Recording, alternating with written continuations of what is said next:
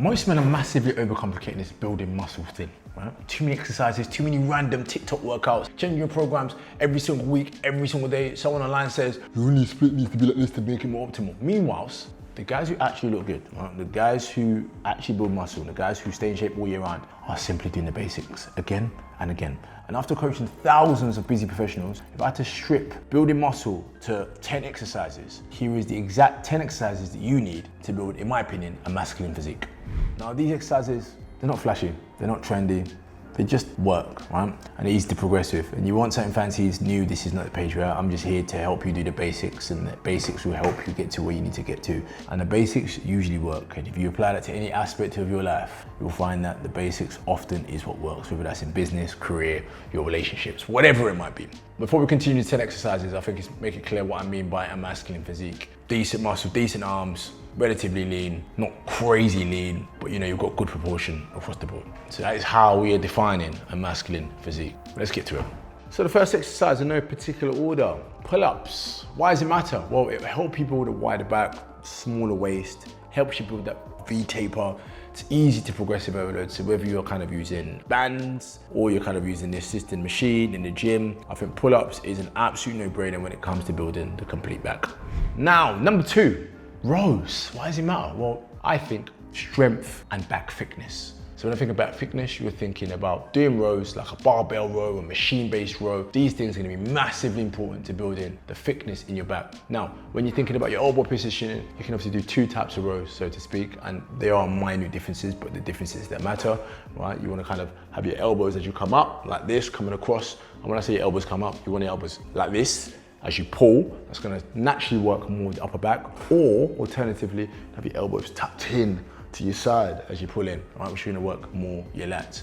I love rows, can't go wrong with rows, and obviously that's super key to building the masculine physique. Number 3, Romanian deadlifts. Now I prefer these to conventional deadlifts because they're less taxing. And I think if we're thinking about the context of building muscle, one of the things that we want to think about across the board is, are we doing exercises that allow us to target the area as effectively as possible? When you do a traditional deadlift, you're just working so many other muscles which you could just work in isolation by themselves. Whereas obviously if you're doing a Romanian deadlift, it obviously allows you to kind of isolate and focus a bit more on the glutes and the hamstrings. So I love Romanian deadlift, particularly a barbell Romanian deadlift, because again, it's one of the ones you can put lots of weight on, load progressively, get very, very strong with. It's super key to building the posterior chain of your legs. Number 4, a chest press. Why does it matter?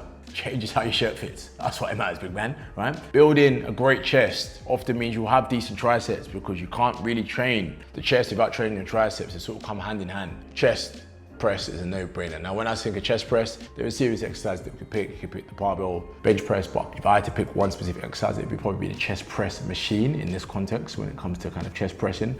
A flat press variation is all you really need. You have all 3 divisions of the chest worked through that.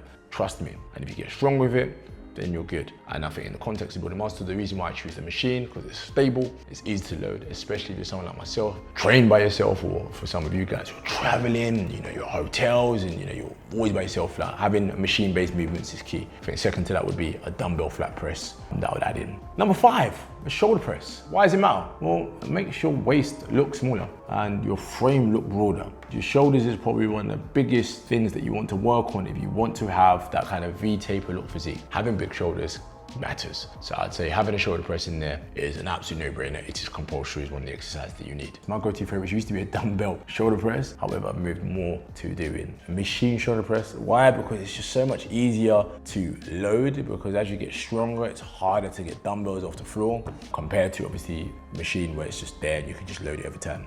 Building big shoulders is super key, and obviously a shoulder press will definitely allow you to work both the front part of the delts and also the side of the delts.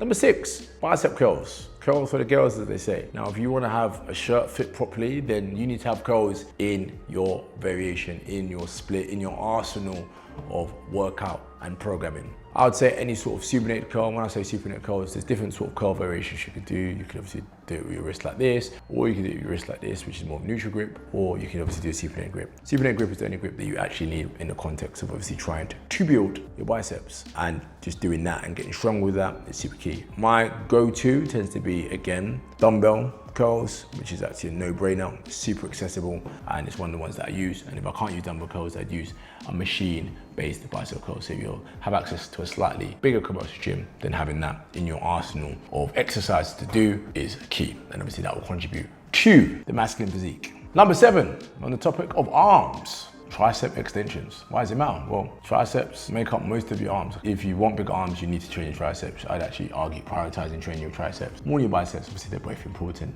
but doing any sort of tricep extension will allow you to hit all 3 heads of the triceps. Now, before some of you go, oh, well, don't I need to do the dips and don't I need to do this exercise, don't I need to do different exercises for each head? No, you don't need to do a different exercise for each head. You just need to do a tricep extension. And if I had to pick one tricep movement to do, it would be a tricep extension. Now, for us to think about specifically exercise, it would probably be a cable with a rope extension, or I'll do an overhead extension. Now the overhead extension will slightly allow you to hit more of the longer head compared to obviously your standard tricep extension. However, any sort of extension movement is all you need when it comes to building the most amazing, complete triceps. So number 8, have to be dips. Now the reason I add dips in there mainly because I think when it comes to building a well-rounded physique, you want to have a series of compound movements in there that require you to get very, very good with your own body weight, right, and be able to build your strength over time. I think dips is a fantastic way of doing that. Now dips will primarily train your triceps and also your chest, obviously more of your chest depending on how far you lean. I think dips is a no-brainer to have in there. It's easy to progress, and obviously if you're someone that's kind of new into the gym, again, some can use like bands, we can use like an assisted tricep dips, which you can find in some of the commercial gyms. You can't have a good masculine physique if you can't do dips. So having dips in there in your arsenal when it just comes to overall kind of just your ability to move your body, dips, pull-ups, staples that you should definitely have within the body of your workout. So honorable mention to dips. Number 9, crunches. Now, I'm not super bullish on doing lots of ab exercises because I just think abs are revealed in the kitchen. However, when you reveal your abs, the size of the abdominal, so the muscle thickness you attach to the abs, is going to be massively key to the appearance of it. So you want to train your abs like you train the other muscle. My go-to when it comes to crunches would be a cable crunch. The reason why I love a cable crunch is, like I said, you can load it like you would load any other muscle, right, using cable machines. And the key thing that you want to consider here is the leaner you get, the more your abs will pop. Now, if you want them to pop even more, you want that crazy looking thickness, and obviously doing ab crunches is super key. Now, I do think that you train your core and your abs through a series of exercises from like doing things like your squats, even your Romanian deadlifts. The core is being used on a regular basis. So this is good to have, especially when you've got your nutrition, other aspects of your diet completely locked in. So yeah, I'm gonna put abs in there as a no-brainer, particularly crunches. Number 10, last but not least, having a squat part in your routine is an absolute no-brainer and a non-negotiable to building the masculine physique. I say that because if you think about squats and you think about your lower body, it just works so many things, and hence why it's so painful. Quads, to your glutes, to your calves, to your will to live. Now, in terms of exercise choices, I did start with barbell squats before. However, as I've gotten older, barbell squats are not really my go-to because it just doesn't feel that comfortable on my back, number 1, my lower back. And number 2, because I train a lot by myself, it's just harder to load and go heavier with barbell squats compared to doing a different type of squat pattern. So my go-to typically is a hack squat or a leg press. Again, it does feel painful and you do feel like you're about to lose the will to live in general. It feels great after. If you walk into a room with a bunch of people in shape, very often you will stand out if you have sick legs, right? Because everyone loves training arms. Everyone loves training their chest. Everyone loves training their back, right? Even if they can't see it. But their legs? Someone who has big legs, I think it demonstrates a different level of masculine and discipline, because training legs is painful, as anyone who is watching this can attest to. So doing any sort of squat pattern, i.e. typically a leg press or a hack squat, is definitely gonna be in my top 10. So there you have it. If I had to strip muscle building all the way back, these are the 10 exercises that you should focus on. Simple, effective, easy to progress from. Now, if you're someone that's struggling with your nutrition, I have also created a video on the only 10 foods that I think you need in order to build the ultimate physique. Click here and enjoy it. Till then, see you in the next one.